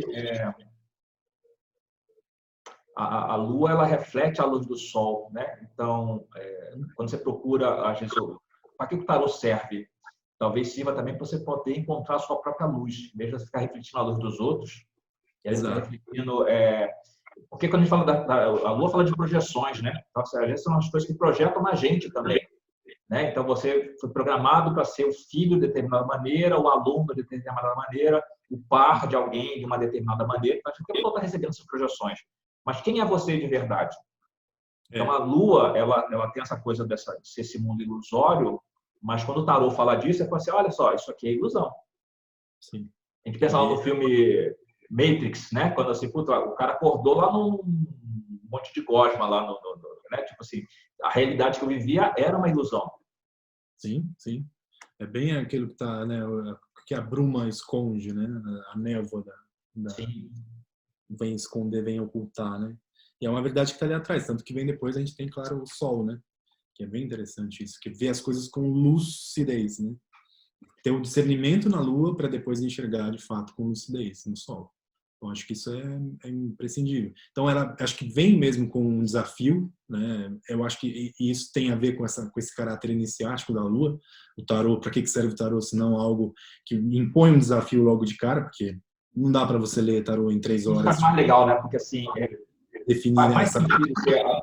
mais sentido ter a Lua como resposta do que ter o Sol. Ah, sim, pois Você é. tirasse o Sol, assim, para mostrar meu. Não, cara, Lua. Eu sempre falo, né, da terceira linha do tarô, você começa com o diabo, né? Você precisa passar pelo diabo para você poder se integrar no mundo. Então, Vários vai olhar para as portões. sombras, vai olhar para os seus medos, vai olhar para as coisas quando você não é a pessoa mais brilhante desse mundo, né? E acho que é um dos últimos grandes desafios, né, que a gente tem ali, né, pelo qual tem que passar o buscador, né, pelo qual passa o louco, enfim, o mago ali depois. Então é o grande, eu vejo assim, lógico, a gente tem também depois um julgamento ali também que as coisas brotam ou rebrotam, mas a gente tem aqui na Lua é um grande fator tipo de questionar tanto a vontade e também medir a coragem. Acho que é bem isso. Então, para quem quer adentrar no tarô, eu falo, pô, tem que ter coragem, tem que ter culhão, porque é uma coisa que precisa mesmo de tempo para se digerir, para você não só aprender a assimilar significados, atributos das cartas, mas também, né, você adentrar e fazer as conexões necessárias, pegar os atalhos, porque são muitas encruzilhadas. E aí é uma cliente que falou uma vez para mim, né, que assim, como é que foi o jogo para você? Assim, eu odiei, mas foi ótimo. É maravilhoso, né, quando é assim, né? Porque eu não falei nada do que ela queria, né? Então ela criou toda uma expectativa, né? Tipo assim, confirma para mim essas coisas que eu estou querendo, e o jogo foi assim, cara, não é por causa disso, não é por causa daquilo, não é, olha, não vai rolar. Então, ao mesmo tempo que disse foi uma desconstrução, né? Porque, putz, né? Lua, né? Então a pessoa fica ali, viu que estava iludida dentro daqueles processos, mas, puta, mas que bom que agora eu tenho noção de que isso é equivocado, né? Sim, sim, sim. E é legal porque também ela mostra, ela é esse corpo também que ela está sempre em contato com a Terra e faz germinar, faz as marés, faz, né, movimentarem, aquelas coisas todas. Ela tem a sua função ali que é Os ciclos, né? Então, a Lua que se renova a cada 28 dias, né?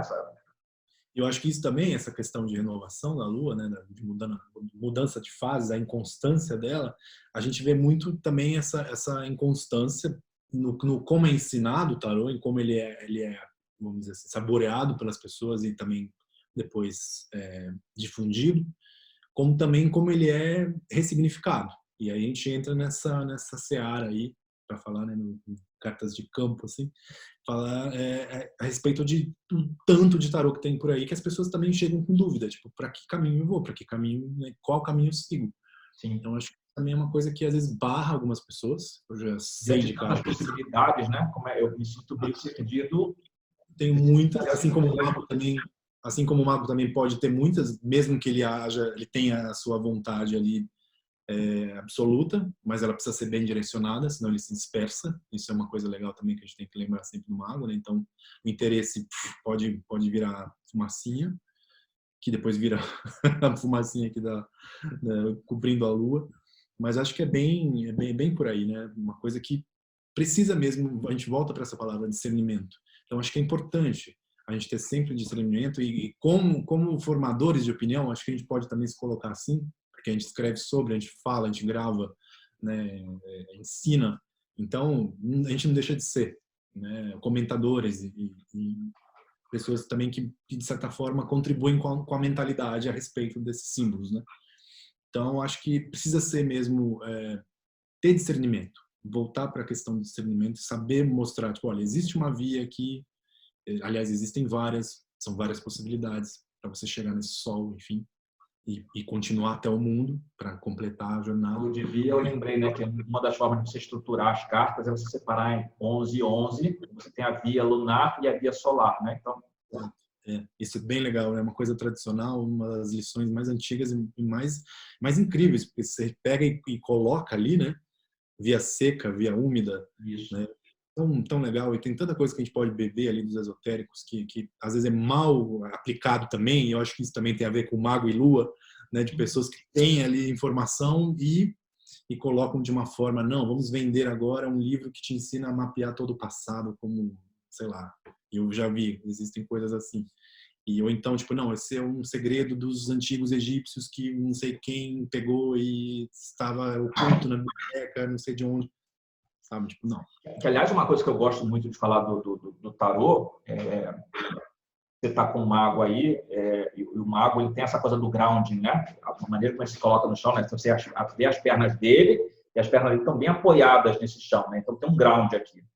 E aí, o que a gente fala sempre é que é o aqui e agora, né? Então, parece anúncio de Coca-Cola, mas é isso, a vida é agora. Então, quando a gente fica tentando olhar para o passado, inclusive, o tarô para ver vidas passadas, isso é uma loucura, porque não soma para essa sua existência. Então, não vou dizer para você, você hoje você tem problemas de dinheiro porque no passado, numa outra encarnação, você foi muito rico e explorou os pobres. Então, isso não ajuda nada para a pessoa hoje. Né? Então, aí entra o discernimento a respeito do profissional. Exatamente. Né? E a outra coisa é ficar fazendo projeções para o futuro, no sentido assim, eu faço previsão para o próximo ano. A pessoa não lembra nem daqui a pouco o que tinha para acontecer para dezembro. Né? Então, assim, eu gosto de trabalhar sempre com a questão dos 3 meses, né, que eu falo que são as estações do ano. Né? Se o ano muda, o mundo muda a cada 3 meses, então é legal essa faixa, porque é aquilo que eu consigo administrar. E aí eu só consigo falar de 3 meses se eu tenho consciência de onde eu estou aqui e agora. Por isso que eu estou falando de ground, né? Então, assim, eu falo do futuro a partir do momento presente. O que eu estou fazendo para construir esse futuro? Eu estou contribuindo para construir esse futuro bacana, ou eu estou meio que chutando balde, e mesmo que a promessa do tarô seja bom, ou seja, a promessa seja boa, se eu não estou fazendo a minha parte, a promessa não se cumpre. Porque exatamente. Não está gravado em pedra, essa é a grande questão. Exatamente. Eu acho que as pessoas também esquecem, né, que quando você... Acho que tem um filme, eu não lembro o nome, depois eu vejo, a gente discute uma outra hora sobre isso. Quando você olha para o destino, ele muda. Quando você olha para o rosto do destino, ele muda. Então, acho isso, além de ser bonito, né, é muito forte se a gente botar reparo. Então, assim... Tem um capítulo Hã? O quadrinho do Thor, que é exatamente isso, uma história do Thor que ele fala esqueci o nome do guardião da ponte. Eu também não lembro. Escapou, veio... Enfim, o guardião da ponte. Aí o Thor fala assim: você que consegue ver tudo, né? Você tem uma visão, porque é isso, ele está na ponte, mas ele vê todos os 9 reinos, né? O que você vai. E ele fala assim: olha, no momento que você olhou para o futuro, ele já mudou. É bem isso. Consegui um print disso aqui, né? Eu consegui pegar o quadrinho depois na Isso é versão bem legal. original, eu printei isso. Essa frase aqui é maravilhosa. Pois é, porque conforme os passos você vai dando, né, a gente vai dando, tudo tende a mudar. Então, acho que isso também cai, falando de futuro também, a Lua tem muito a ver com isso também, e geralmente ela é retratada em alguns baralhos temáticos como carta das vidas passadas, né, aquela coisa toda. E também tem a ver com esse futuro, né, tipo, o que vem depois, né, como uma figura de revelação. E a Lua às vezes tem muito isso, ou ela oculta, mas ela também revela o outro lado. Então, isso, né, claro, tem a ver com essa leitura de futuro. É muito delicado, porque eu também vejo assim, máximo 3 meses, acho que 6 meses no máximo. E eu sempre falo para os clientes, falo para os alunos assim, veja como um barco na praia. Então, o barco está ali na praia, então é um mês. Conforme ela vai para o horizonte, o tempo passando. Você vê com menos clareza, você tem menos nitidez a respeito daquilo. Logo, você tem só uma ideia, quando ele está lá no fundo, perto do sol, lá, né, perto do sol, no horizonte. Então, quanto menos você vê, se for para projetar alguma tendência, melhor. Né? Então, tem gente que faz, quando você mesmo disse, alguma coisa assim de um ano, leitura de um ano, veja o que vai acontecer no ano que vem. A pessoa está em maio e vai acontecer no ano que vem alguma coisa assim. Cara, cuidado. E às vezes é péssimo, né? Porque se eu prometo uma coisa muito boa ou muito ruim, está aqui em maio, né? Se eu prometo uma coisa para janeiro do ano que vem, eu já fico ou impressionado porque vai acontecer uma coisa ruim, ou eu fico com foco nessa coisa boa e eu esqueço todo o resto. Exato, exato. Você esquece o momento que você está ancorado aqui. Deveria, pelo menos, né, estar com os pés bem firmes aqui, né? E eu acho que isso também, voltando só rapidinho para o mago, acho que tem muito a ver com isso, dele estar tão disperso, tão dispersivo ali, que ele esquece onde ele está e o que ele está fazendo, né? Porque o mago de Marselha, a gente tem muito essa ideia do ground mesmo que você fala, mas do weight a gente nem vê direito, né, os pés. Sim. A gente nem sabe, né, a que ponto que é o pé, que é a sombra do pé da mesa, enfim, qualquer coisa assim. Mas isso é interessante também são detalhes que a gente tem que analisar, né, uma hora ou outra. E seja você vendo um Salomão aqui fazendo um ritual, né, uma prece, eu preciso estar presente, né? Então, eu preciso estar por inteiro nesse ritual. Eu estou fazendo aqui o mago do Waite, né? Eu estou aqui fazendo. Não posso esquecer que eu estou aqui fazendo uma evocação de Beelzebub, mas assim, puta, mas se eu tinha que ir no mercado mesmo comprar o quê? Não. Está por inteiro, porque senão a coisa foge do meu controle. E se eu estou lá fazendo tudo com a moeda, com a bolinha e tudo mais, preciso estar ligado também, porque em qualquer momento, se eu vacilo, a moeda cai da minha mão, ou eu esqueço de sumir com a bolinha, então o cara vai acertar a bolinha e vai me levar o dinheiro, enfim. Várias possibilidades ali. E acho que é bem isso, né? Elas respondem bem, né? Acho que respondem bem. Você acha que a gente poderia... É bem bacana, né? É um exercício simbólico bem interessante. A gente vai vendo, fazendo umas pontes interessantes, né? E eles se olhando também, né? As cartas se olhando, né? Tanto o mago quanto a lua, né? Elas se falam, né? Assim, de uma forma interessante. Eu colocando aqui lado a lado, colocando um de cada baralho, eu acho interessante também, né? Então a gente faz as misturas que devem ser feitas e a gente vê o que sai delas. Mas a gente, não sei o que você acha da gente perguntar também o que o tarô não faz. Eu estava com isso na cabeça. Então vamos fazer. Eu acho que é uma boa, né, também. Eu estava com isso, eu falei, pensando para complemento, né? Porque ele serve para quê e para que ele não serve, afinal de contas, né? Então, onde é que tem um grande engano aí com relação... Acho que a gente pode vislumbrar aqui.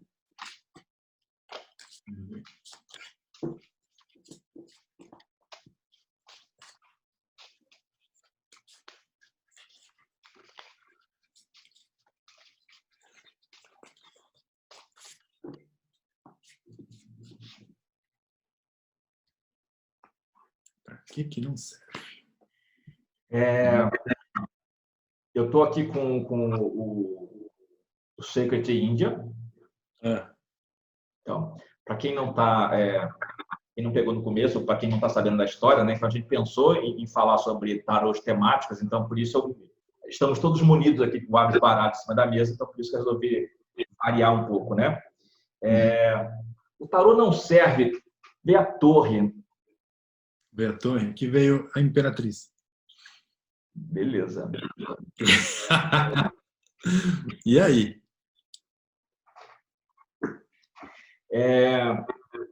Eu acho que tem um lugar do... Eu fico pensando várias coisas com relação a essa torre aqui, né? Eu acho que o primeiro lugar fala daquilo que precisa ruir. Então, assim, o tarô não fala para você conservar alguma coisa que já está pronta para acabar. Uhum. Então, antecipar que a torre vai cair não é para você proteger essa torre. Tipo, deixa eu juntar aqui, se eu colocar uns anteparos, não. Põe, é igual aquele meme que você chegou a ver, que tem uma viga no estacionamento com fita crepe, né? Eu adoro aquilo ali. Então, assim, o tarô não serve para poder te poupar daquilo que precisa realmente ser mudado. Essa antecipação não é para você conservar aquilo que efetivamente já perdeu o prazo de validade. Uhum. Então, abraça que isso é um fato, lide com isso e ponto, né? Então, passa muito por aí. E é legal essa coisa da torre, porque às vezes eu já tive umas 2 vezes alguém falou assim, eu fiz um jogo e saiu com torre como conselho. Aí a pessoa acha que assim, torre como conselho é a torre que está caindo, então eu já meto o pé para cair mais rápido. Não, cara.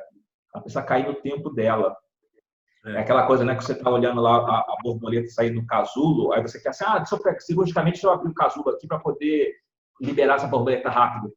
Ferrou, porque a borboleta ela ganha força na asa na medida que ela tenta sair do casulo. Se ela não passou por essa experiência, as asas vão ficar lá toda meio cambeta e ela não vai conseguir voar porque não tem tensão para fazer isso. Então, o tarô não te poupa daquilo pelo que você tem que passar. Eu acho que a mensagem da torre vem muito nesse lugar. Eu sempre vejo também essa ideia das pessoas que caem como os prepotentes, né? Vi muito isso, li muito sobre isso. Se eles estão caindo é porque eles são os prepotentes, eles se achavam os donos do mundo. E quando a gente tem uma torre é um símbolo também da tentativa do ser humano de atingir os céus, então também uma ideia de prepotência, né? Claro, existe ali um poder que, sei lá, envolve vários fatores, né? Arquitetura, aquela coisa da engenharia, mas aos olhos de Deus, do Deus, né? O Deus barbudo, carrasco, que manda raios lá de cima e tal, é bem uma afronta, né? Então, tipo, olha, vai ruir. Não é assim, não. Você está se achando demais e a coisa não é desse jeito. Você conhece a história da torre sendo a queda dos idólatras? Não. A carta da torre ela não existia no primeiro momento no tarô. Sim, a gente tem umas outras representações, a expulsão dos dois lá do paraíso. Existe uma catedral na França que ela remonta nessa época do tarô, onde e aí você tem vários nichos ao longo da catedral inteira, e cada nicho tem uma representação. Então, tem lá 12 nichos lá que falam do zodíaco, você tem não sei quantos nichos falando de virtude, e aí tem uma sequência de nichos lá, que eu não posso saber exatamente qual é.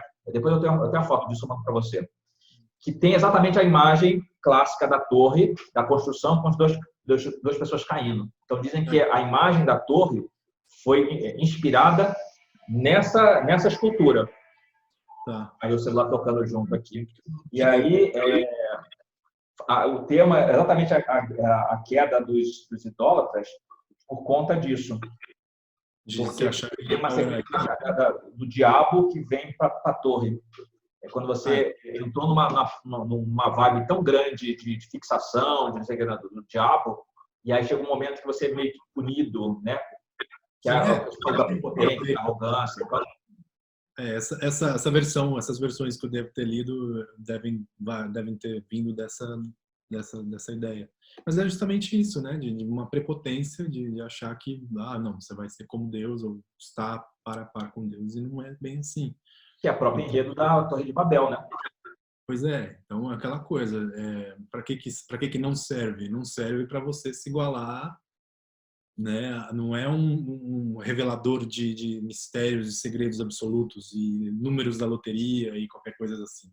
E para quem é o próprio, quando a gente fala do próprio tarólogo, né, é você não se colocar nesse lugar de Deus. Exatamente. Que na verdade está a serviço do oráculo. Pois é, acho que alguns esquecem, se acham muito soberanos, é normal que tenha em todas as profissões, tem pessoas assim, que acham que o céu não é o limite, mas no caso, o céu é. Então, a gente tem ali, né, uma altura específica, né, para onde ir.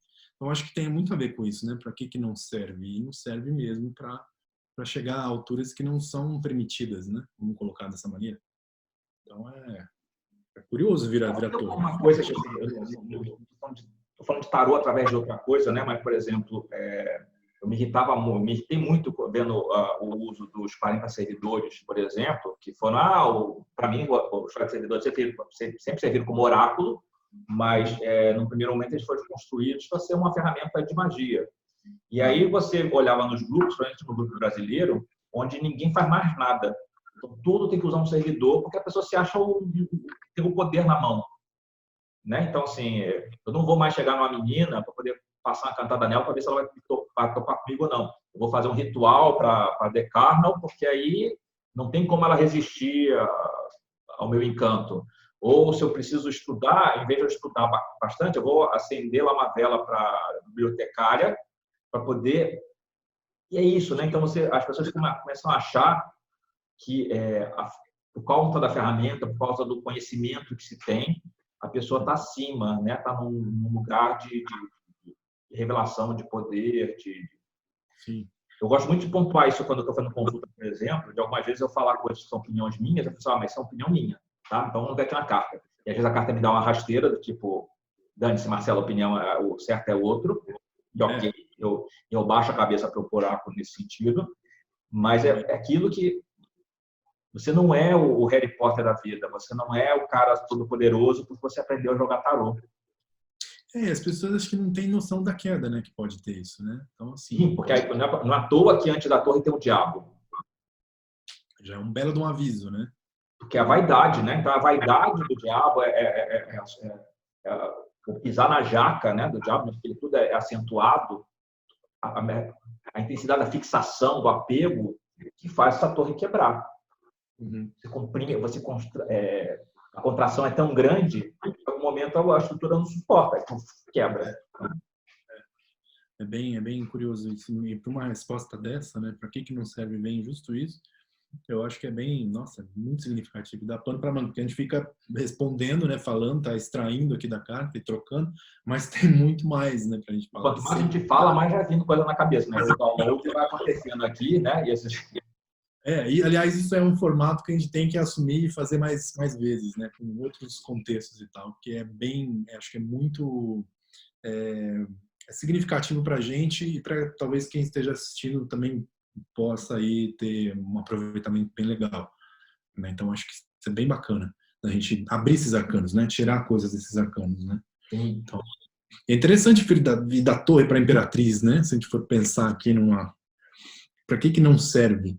Eu acho que eu vejo muito a imperatriz, se for para pensar também nos atributos, vamos colocar assim, não negativos, nos atributos deficientes. Eu vejo, eu tendo sempre a ver a imperatriz, quando eu vou entrar por esses contextos assim, esses meandros de interpretação, eu vejo muito como a futilidade, a vaidade também. Então não serve justamente para você, né, ostentar alguma coisa, ostentar um poder, né, como a imperatriz é uma mulher poderosa, a gente tem que lembrar de quem é, né, a figura que está aqui para responder.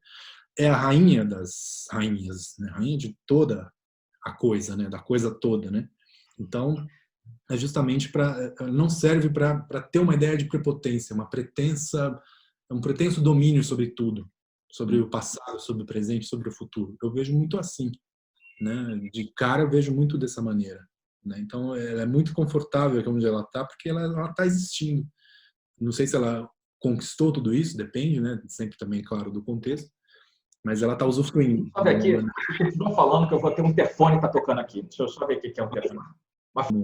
Uma figura de poder, né? Uma figura ali de extremo poder, representando o que o tarô não serve, para que o tarô não serve, né? Então, tem uma imperatriz e independe das roupagens, né? Lógico que cada uma vai trazer uma informação diferente. Se a gente pega o indiano, como você tem aí também, eu tenho o meu aqui também, a gente vê outra figura. Aí você pode falar, acho que pode muito mais e melhor do que eu sobre essa carta, né? O que ela não representaria, né? Para que não serve. Então é bem interessante ver isso, né? O hindu, ele fala de Lakshmi. Lakshmi é uma das 3 expressões da Shakti, né? Que é a energia divina, a energia feminina, que fala exatamente sobre amor e materialidade. Mas é o poder da Shakti associado ao desejo. Então, eu preciso desejar as coisas. Você tem a Mahalakshmi, que fala do desejo, Sarasvati, que fala do conhecimento, que faz uma manifestação desse desejo, então eu preciso conhecer para poder realizar. E você tem Durga, ou Parvati, principalmente Durga, né? Que vai fazer exatamente a ação. Sim. Eu desejo, eu elaboro esse desejo e eu executo para que esse desejo possa acontecer. Você falou da questão da vaidade, eu fico pensando muito também da forma sem conteúdo, que não deixa de ser um pouco da questão da vaidade também, né? Mas quando eu valorizo mais a fala rebuscada, né? Sim, palavras difíceis. O internet, mas elas não têm uma pegada, elas não têm uma coisa concreta, elas não... Eu lembro de uma pessoa do passado, dessas coisas da época de Orkut, não sei o que tudo mais, que gostava de escrever sobre... Então, não me vem na cabeça agora, mas vamos ignorar isso.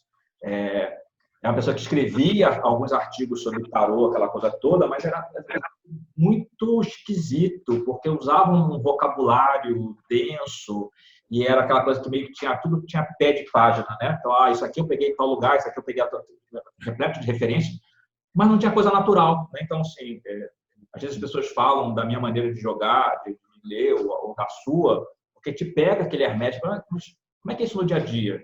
Né? Então, às vezes, tem uma maneira muito esculachada de falar algumas coisas, você também simplifica, coloca exemplo, às vezes leva um viés mais da poesia, da literatura, mas você torna palatável, né? Agora, quando você falou de sabor, eu lembrei de sabor, saber, né? Sabor e saber, que é conhecimento, né? Tem um sabor. E é um pouco isso, né? Então, como é que eu faço com que esse conhecimento, ou o conselho que eu estou dando para a cliente naquele momento, seja algo que ela consiga digerir? Isso é legal. Isso é bem legal. Ainda mais pensando nela como várias representações, não só como Lakshmi, geralmente também Gaia, ela é representada como Gaia, como Mãe Terra, né? Então, essa questão da materialidade, acho que o mundo sensorial, acho que é bem interessante isso, né? Então, não menosprezar essas questões. Sim. Né? Não é só informação que a gente extrai de cartas e passa para as pessoas sem qualquer cuidado. Não é dessa maneira. A gente tem que sentir as coisas. É todo um universo ali que a gente está construindo na hora, né? Constrói ali um certo... É um ritual, né? Não deixa de ser um ritual. Então... Eu ainda pensando nessa imperatriz, eu lembrei aqui de um caboclo que ele falava que ele era seta, não era caminho. Então, a imperatriz é aquela que nutre, aquela que cuida. Então, o tarô, ele dá essa orientação, ele te mostra o que você precisa fazer, mas ele não te pega no colo, porque quem tem que fazer esse trajeto é você. Acho que essas 4 cartas, até agora, elas falam muito bem disso, né? Nada vem pronto, né? Não são nada, assim, nenhum conhecimento vem pronto. A gente pode comprar todos os livros de tarô disponíveis, os que ainda existem, os que ainda estão sendo escritos. Tá meio difícil, né? Até descrever anda um pouco difícil, mas eles não vão suprir a pessoa para sempre. Supre com informações, mas a vivência é outra coisa, né? A vivência é algo que vai se construindo. Então a gente não tem 2 dias, e isso não é questão então é por quantidade de tempo, né? Não é nada disso, mas a gente não tem 2 dias pensando ou lidando com as cartas, né? A gente tem uma história, uma trajetória, né? Então, é isso que se constrói, né? Quando a gente vê essa linha, né, dos arcanos maiores, também pensa nisso, né? E para na Imperatriz também, volta para a Imperatriz, no caso, que a gente estava na torre e volta para cá. Cara, é chão, é muito chão, literalmente chão, chão que brota, mas que tem que demorar para brotar, né? A gente tem aqui, a gente faz uma alusão aí com as cartas de ouros também, querendo ou não, que é interessante, né? De É pensar. bem legal essa coisa de falar dessa vegetação, né? Que é isso, né? Então, não é João e o pé de feijão. Você cortou e estava lá. Pois é, aí existem algumas, até você falando isso, lembrei, existem os jardins que são manipulados pelo homem, né, pelo ser humano, e existe, né, a natureza, né, into the wild mesmo, aquela coisa. E aí a gente não sabe muito bem como definir o que é essa imperatriz, porque a gente tem esse riacho bem perto dela, mas a gente tem essa construção, esse banco aqui, né, cimentado e tal, onde ela está. Eu acho que é o meio termo, não importa, né, se o homem manipulou a natureza, porque hoje são poucos também os lugares que não são tocados pelo homem, não importa, mas a natureza está aí e ela responde, né? Mas acho que tudo ela demanda paciência. Se a gente fala de natureza, eu já penso na hora em paciência, né? Ainda mais Imperatriz, a gente tem que lembrar também aqui no Druidcraft, ela está grávida, né, geralmente, né? A gente pode ver também ela grávida. É o clássico, né? Então, tem pão do forninho, né? Mas não está pronto. Então a gente está aqui com ela, né? Ela está nutrindo, ela está gestando aqui. Então isso é importante, né? Tem uma coisa que eu falo muito da temperança, que é o tempo certo das coisas. E aí eu dou como exemplo que assim, você tem uma receita que diz que é você colocar o forno a 100 graus e você levar 40 minutos. Não adianta eu colocar o forno a 200 graus para poder fazer em 20 minutos, porque não existe essa matemática. Porque ela precisa ir assando paulatinamente naquela temperatura, naquele tempo, ponto. E não adianta você fazer os transgênicos da vida, né? Porque aí você tem morango o ano inteiro. Não, mas tem a época certa do morango. Sim. E aceita isso. Claro, você vai comer morango durante um período e outro período você não tem morango. Por quê? Porque não é época. E tudo bem. Sim. Claro que aí entra em outras questões. Tipo, quer o morango, você vai ter. Você pode até ter, mas não é o que a natureza provê, né, naquela época. Aquele morango o ano inteiro é birra, é manha. Né? E aí, quando o tarô não está para você, né? Você é essa pessoa que, porque você tem as cartas, você tudo pode. Sim. É verdade. Inclusive no que diz respeito a questões da ética mesmo, né? Eu pensei que no tudo você pode, né? Aquelas coisas são básicas, né? Então, é possível que eu jogue para você e saiba do teu irmão? Mas por que eu vou fazer isso? Sim. Teu irmão não é meu cliente, né? Eu estou jogando para você. Então, se teu irmão, né? Então, às vezes tem cliente que fala assim, mas relação afetiva. A relação afetiva você vai dizer, não está indo bem. Eu assim, poxa, mas o teu namorado deve estar passando por um problema meio difícil agora. Às vezes a pessoa nem sabe, porque só sabe do namorado para encontrar com o vulco e o resto não interessa. Mas sim, eu falo que você está passando por um momento difícil, porque esse momento difícil interfere nessa relação desse casal. Mas o que está acontecendo na vida dele? Cara, se você não sabe, não sou eu que vou contar. Só estou vendo, eu sei que ele está passando por uma... E às vezes eu falo assim, de fato, ele está com medo de ser mandado embora do trabalho, ou ele está com muito trabalho em casa, ou ele tem um parente que está doente, ou ele está endividado. Então, você tem 15 mil motivos que aí o tarô sinalizou que assim, então por isso que ele não está tão atencioso comigo nesse momento, porque ele está com a cabeça em outro lugar. Mas o tarô não se submete a voltar a vida da pessoa.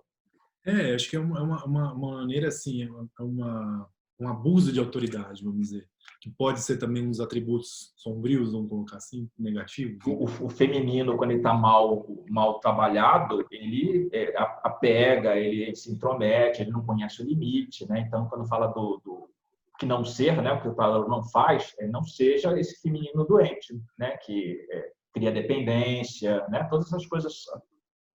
Porque estão aqui, esses atributos, de certa maneira, eles estão aqui nessa carta, né? Então, quando a gente fala a gente pensa em alguma coisa, para que o tarô não serve, e vem uma carta dessa, então a gente tem que também jogar a luz aonde é pouco falado, né? Pouco mostrado. Eu gosto muito de fazer essa alusão, né? Que eu crio aqui uma régua, né? Então tem a imperatriz na sua melhor forma, né? Na sua excelência, o melhor que a gente pode extrair dessa imperatriz, e tem aqui embaixo tem uma imperatriz que está na sua deficiência. Então não é o luz e sombra, como muito livro coloca, mas essa graduação.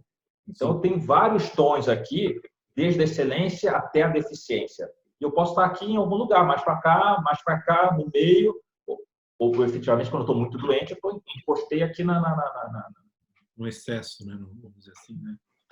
No exagero, né? No excesso, Sim, então, na falta. É interessante de ver isso, né? Eu acho que também tem muito a ver com isso, porque ela meio que disputa, né? A imperatriz disputa, que eu digo assim, ela está par a par com o imperador. Claro que cada um tem suas funções. E ela tem assim os reinos para cuidar, né? O cara cuida do reino material e toda a sua miríade de coisas, e ela cuida do reino também material, mas e todo o reino feminino, toda a sua miríade de coisas, né? sim. De realidades e tal. Então é curioso ver quando às vezes ela quer ser outra coisa, né? Então, porque pode acontecer também.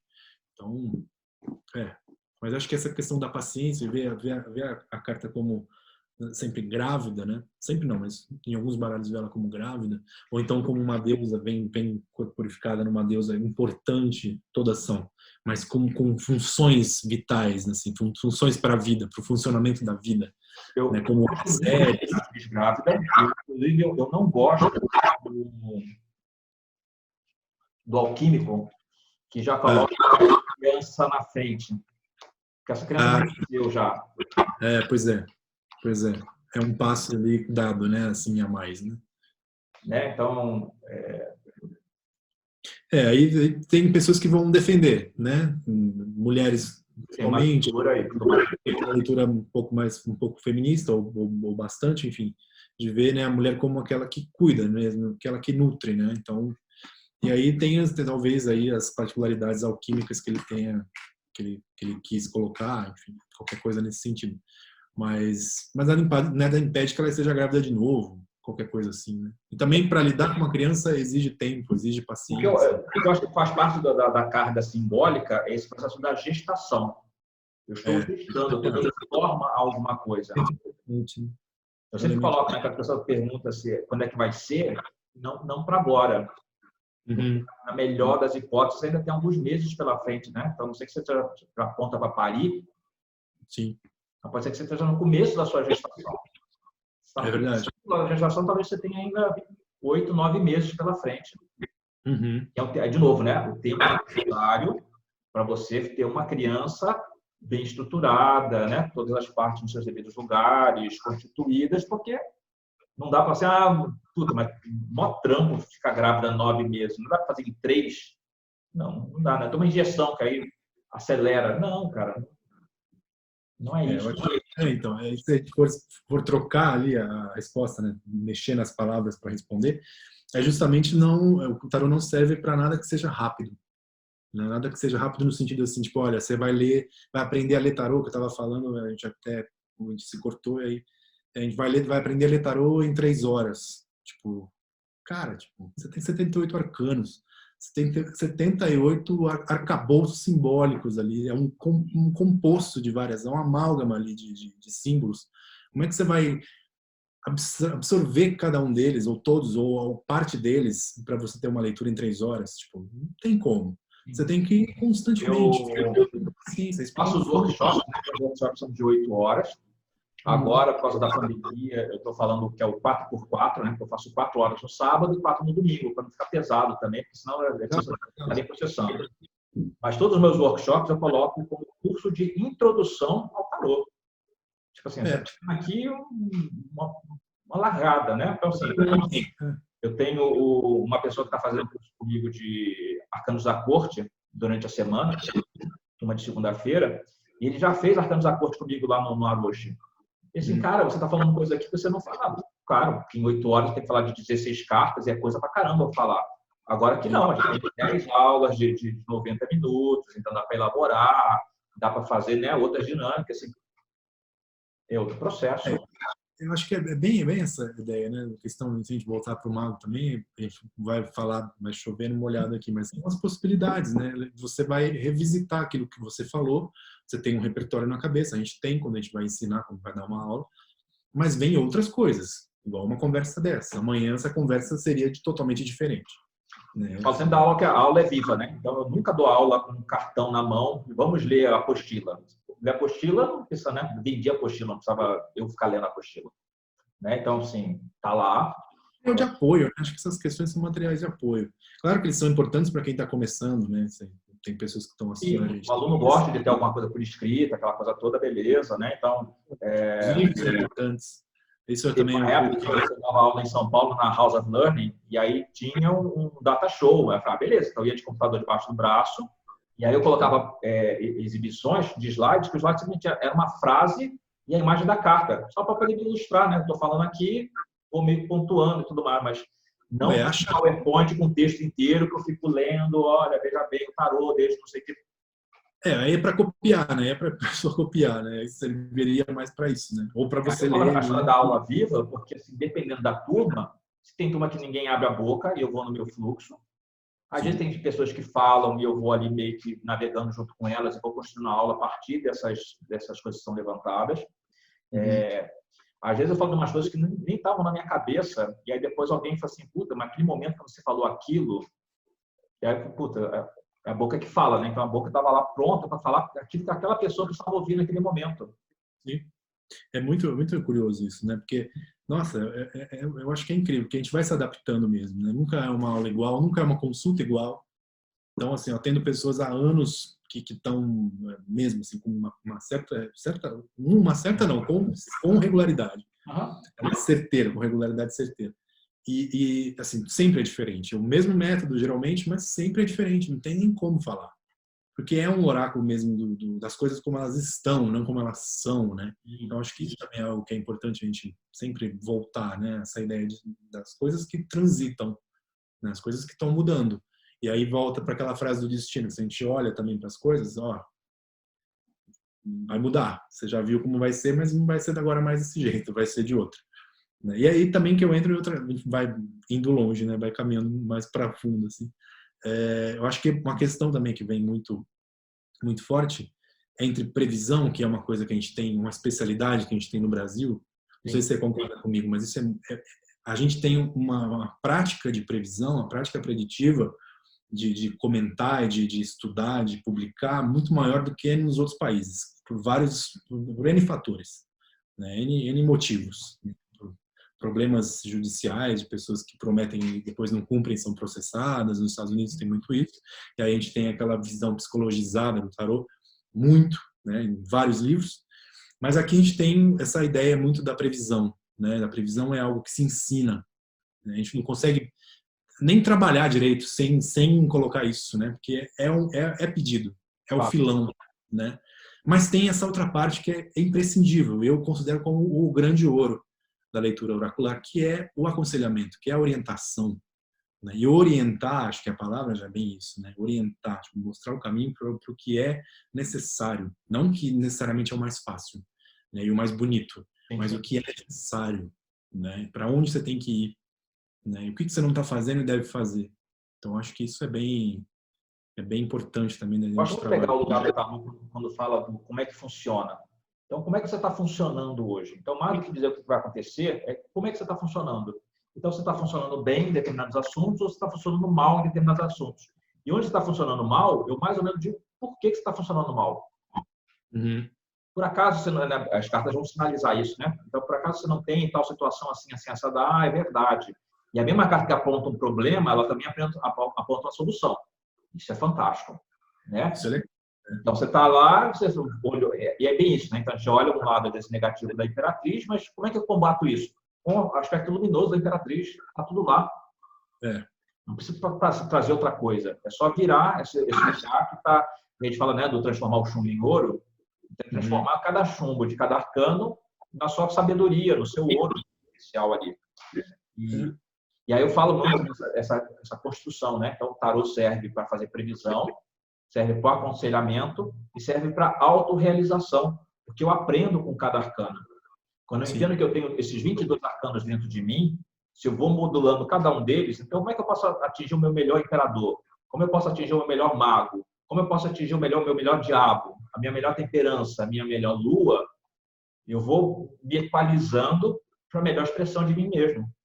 Sim, isso é bem legal, isso é bem importante, né? Significativo de se levar em conta sempre. Acho que quando a gente se aproxima do tarô, assim, seja a pessoa que está começando, e claro, ela precisa ter definido alguns parâmetros, né, para ela poder seguir com alguma segurança, vamos dizer assim, para não entrar num livro muito maluco que vai levar ela num outro ponto que é bem deserto, ou então leva ela para as escadarias do inferno, onde ela vai aprender o que não deve, no sentido de, olha, não é por aqui que você vai encontrar valores, não é por aqui que você vai encontrar informações. E aí, assim, a gente conhece várias pessoas no mercado, né? E pessoas de todos os tipos.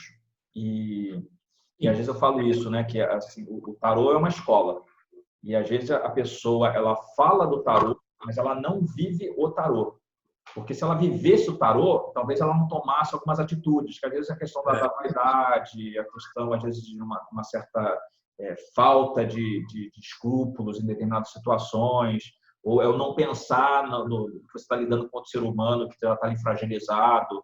Então, a pessoa sabe o tarô, ela conhece o código, ela aprendeu aquele idioma, mas na hora que fala, ela peca, ela não usa, às vezes, as palavras da maneira mais adequada, ela faz as conjunções erradas. Ela vai repetir o que ela acha, ou então o que ela viveu, que ela viveu não, que ela viu que alguém falando, e ela vai reconstruir aquela fala, né, ou aquele trecho de outra maneira, e isso vai gerando aí uma desinformação, muitas vezes, que é perigosa, né, que soa petulante, soa limitadora demais, né, e às vezes soa como uma verdade absoluta, indissolúvel, né, assim, que não se questiona. Isso é importante de evitar. Eu acho que isso é algo que a gente tem sempre que... Eu falando na minha trajetória, assim, nunca tive um mestre, por exemplo, que eu acho que é uma coisa que eu também ia te comentar sobre isso. Os pretensos mestres, né, das coisas. E eu acho que sempre tive para mim que o mestre do tarô é o tarô mesmo. Sim. Né? Assim, é o que você falou também. O tarô ele é o negócio. Né? Ninguém fala por ele, assim. Nós falamos dele, né? Falamos por ele, claro, mas ninguém fala por ele como, olha, essas são as verdades do tarô, né? As verdades secretas e não sei o que lá. Sei, eu acho isso... Para mim, isso soa petulante, né? Então... Mas é o que eu falo. Depois eu vi o Alexander falando alguma coisa, o Alexander Lepetier, né, que é do Lenormand. O Alexander também fala de tarô, né, mas o carro-chefe dele é o Lenormand. Que é algo que eu faço muito e que eu ouvi ele falando numa live que ele fez dessas aí, né? Porque às vezes eu estou dando aula e tem um aluno que já estudou com outro professor ou já leu um determinado livro e a pessoa diz assim, mas tal pessoa falou tal coisa, eu vi tal lugar, vi essa abordagem, e às vezes eu paro assim, pode ser. A não ser que a pessoa fale uma coisa que seja muito fora da caixa, né? Seja muito esquisito. Cara, olha, não faz sentido por causa disso, daquilo outro. Agora, pensa, raciocina, vê como é que isso soa para você. E aí, sei lá, você dá lá o seu veredito, ou para quem você leu e acha que tem razão. Mas nas outras coisas, assim, pode ser. Aí eu dou uma amarrada, né? É importante sempre dar contorno. Sim. Pode ser dentro de determinado contexto que você está falando, pode se aplicar assim, assado. Você, puta, legal, não tinha pensado. Aliás, a pessoa que fez a pergunta não tinha pensado naquele contexto, assim, agora eu entendi. Então, assim, várias coisas são possíveis. Eu não posso dizer que aquilo que eu falo é uma regra absoluta.